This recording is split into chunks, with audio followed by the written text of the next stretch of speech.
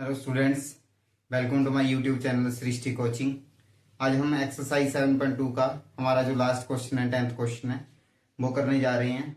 ठीक है, इससे पहले जो आपने 9 क्वेश्चंस देखे हैं उनके सॉल्यूशंस अच्छे से देखे हों तो उसके अंदर जो कंसेप्ट थे वो आपको अच्छे से क्लियर करवाए हैं। तो ये इसके अंदर कंसेप्ट थोड़ा सा डिफरेंट है, अच्छे से समझना है इसको, क्योंकि अगर हम क्वेश्चन के कंसेप्ट को अच्छे से समझेंगे तो क्वेश्चन हमारा इस कंसेप्ट पे कैसा भी बने तो वो हम आसानी से कर सकते हैं।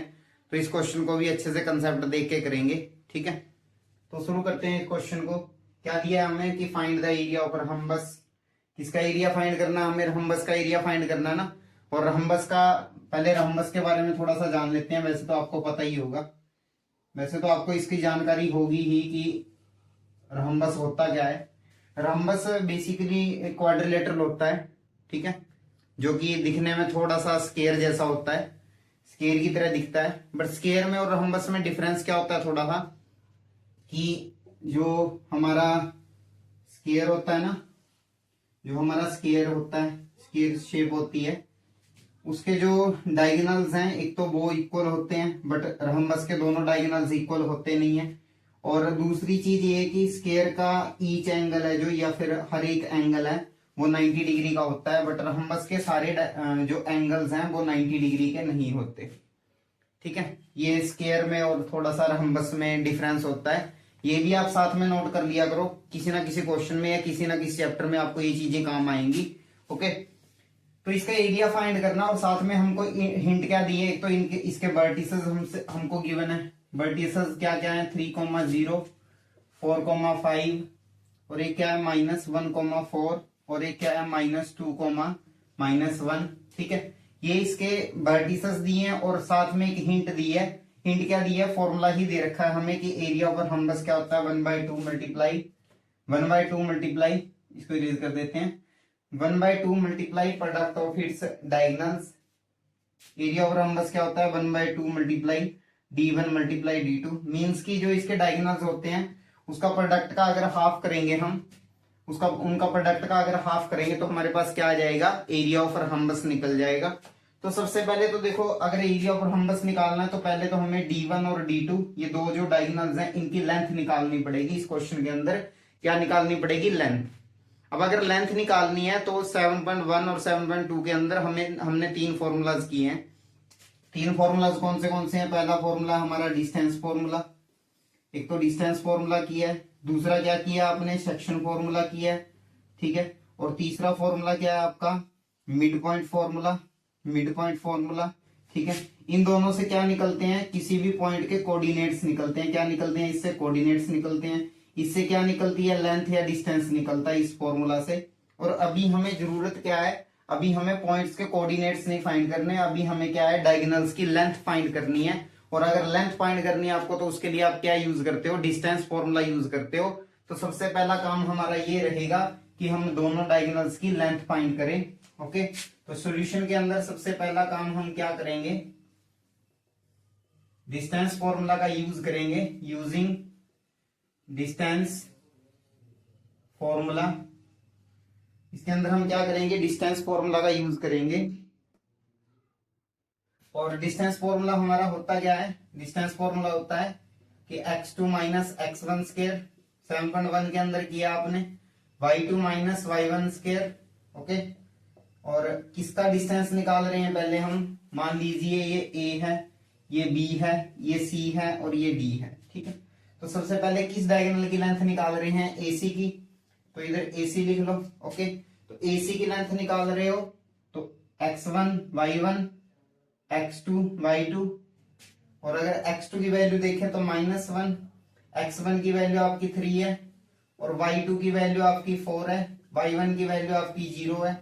ओके, सोल्व करके कितना आएगा? -4 स्क्वायर और 4 स्क्वायर। ठीक है, कितना आया ये? 16 + 16, कितना आया आंसर? 32। और 32 के अगर फैक्टर निकालोगे तो उससे सोल्व करके कितना आएगा? ये 4√2 यूनिट्स। ठीक है, ये अपने आप से कर लेना, आप आता होगा आपको अब तो। ठीक है, पिछले क्वेश्चंस में अभी हमने ये चीज की है कि कैसे सॉल्व करना होता है। और उसके बाद किसकी लेंथ निकालोगे? BD की length, x2 minus x1 square plus y2 minus y1 square. Okay, दोबारा से डिस्टेंस फॉर्मूला किसके लिए, BD के लिए। ओके, तो अब की बार ये x1, ये y1, ये x2 और ये y2 होगा आपका। अब इसको पहले BD की लेंथ खुद से निकालो, आपने 7.1 के अंदर किया है ये, ठीक है, और भी क्वेश्चंस के अंदर किया है। तो सबसे पहले खुद से लेंथ निकालो इसकी, उसके बाद वीडियो को दोबारा से स्टार्ट करके देख लेना आप, आपका बिल्कुल सही आंसर आया है या नहीं आया है। तो मैं इसको करवा देता हूँ, बट आप वीडियो को पॉज करके खुद से आंसर निकालो पहले।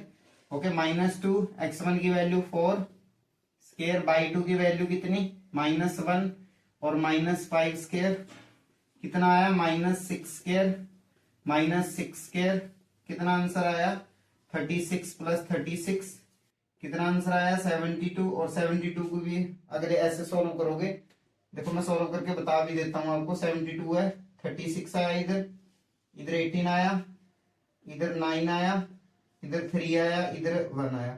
देखो ये दोनों 2 का पेयर बन रहा है ना, तो इस पेयर में से एक 2 बाहर निकलेगा, इसका पेयर बन रहा है तो इसमें से भी एक 3 बाहर निकलेगा, बट जिसका पेयर नहीं बना वो अंदर बच जाएगा रूट के अंदर। तो रूट के अंदर क्या बचा आपका 2, और बाहर क्या निकला 2 3 6। ठीक है, अभी आपको इसका भी आइडिया लग जाएगा कि ये मैंने कैसे किया था, तो इसको भी सॉल्व करके देख लेना आप। तो ये भी आपको बता दिया अच्छे से। ठीक है, अभी डायगोनल्स की लेंथ है जो, वो तो आपकी निकल गई, डायगोनल्स की लेंथ तो हमने निकाल ली।